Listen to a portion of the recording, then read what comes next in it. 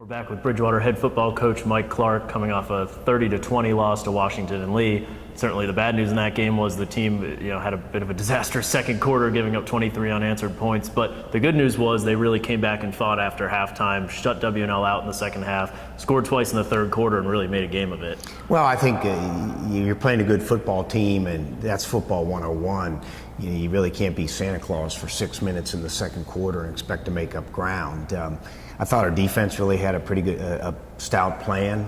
They executed it fairly well, but there were 3 explosion plays. I really think throughout the course of the game, when WNL had to earn it, they weren't able to. We had 2 critical fourth down stops on our side of the 50. We had a goal line stand right before the half, but it was those big plays that 2-play drives set up a score and 2 1-play drives. And the bottom line is, too, from an offensive perspective, we had 2 brutal turnovers in the second quarter that led directly to points when they scooped it and scored, and then one set up a 1-play drive off a play-action pass for a touchdown. So, that's football. That's 7th grade football. That's NFL football, and certainly that's Division III football. I do agree with you. I was really proud of our kids, what they were able to do at the second half. At a 30-6 game, there were a couple critical situations there. Our defense to make a goal line stand right before the half, that was important.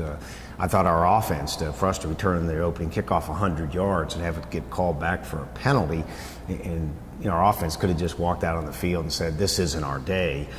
The ball's on the 14-yard line. They didn't. They went 86 yards for a touchdown. Our defense went a 3-and-out. We got the ball scored again, and we're kicking a field goal a makeable field goal in the fourth quarter to make it a 1-score game with 9 minutes to go. And as I told the kids, and they understand this now, you take our last 3 games.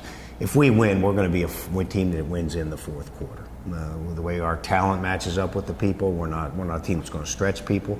And this is the 3rd week in a row, our 3rd game in a row. It was a fourth quarter game. We had to make a play and didn't quite get it done. But we had also spotted them some opportunities early in the game that, gosh, but it's not a business where you get things back.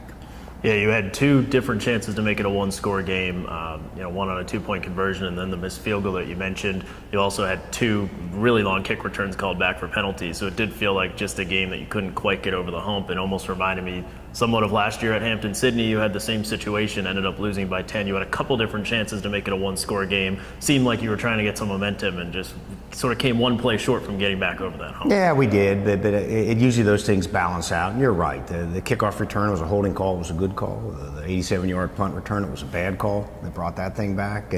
But I also think, we've ID'd and we've talked about too many times things that we need to improve on. I think from an offensive point of view, we got to be better on the plus side of the field. This is the 2nd week in a row where we had great drives that turned into early field goals, and those come back to haunt you, in big games. I think we have to be a touchdown team once we get on our side of inside our 30-yard line.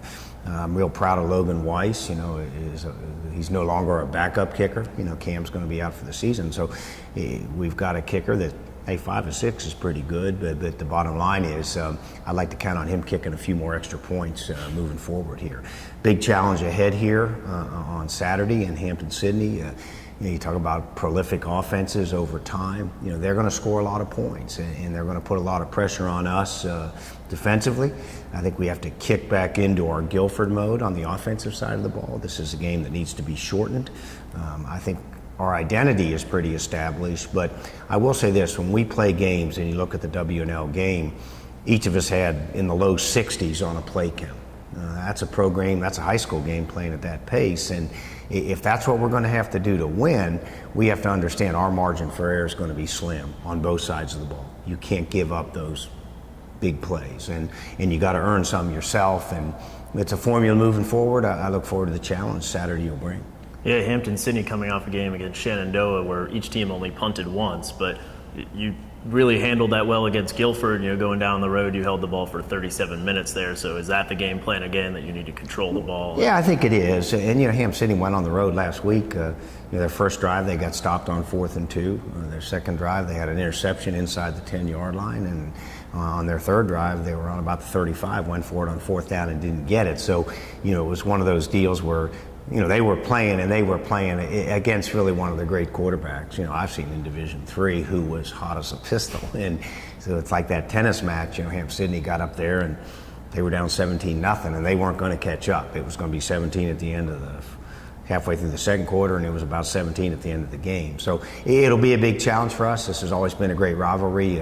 As tough as it was last weekend being around here on open break where nobody was around, as I told our kids, homecoming here is always a special event. Ham Sydney is a big rival for us. I still remember interviewing for this job, not knowing anything about Bridgewater, and asking the people, who's your rival? And they said, well, Hampton Sydney is our big rival. That's the game we really want to win. And I remember looking at a little press guide, and at that time our record against Hampton Sydney was 3-49, and we lost like 18 straight.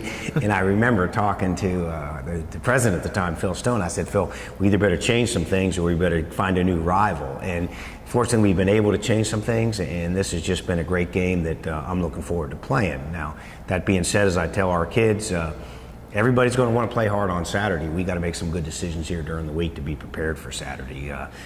We're going to have to play very well to beat the teams on our schedule, and Ham City's one of them.